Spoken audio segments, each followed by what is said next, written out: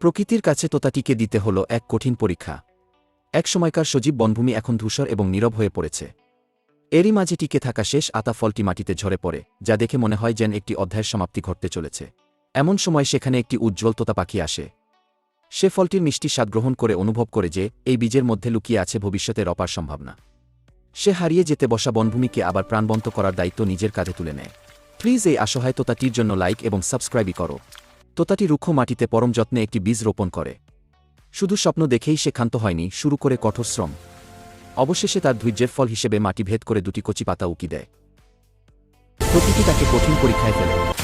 প্রচণ্ড ঝড়ের দাপটে ছোট্ট চারা গাছটি ভেঙে যায়, কিন্তু তোতাটি হার মানেনি। দেখা যায় ভাঙা অংশের পাশ থেকেই আবার নতুন কুড়ি জেগে উঠেছে।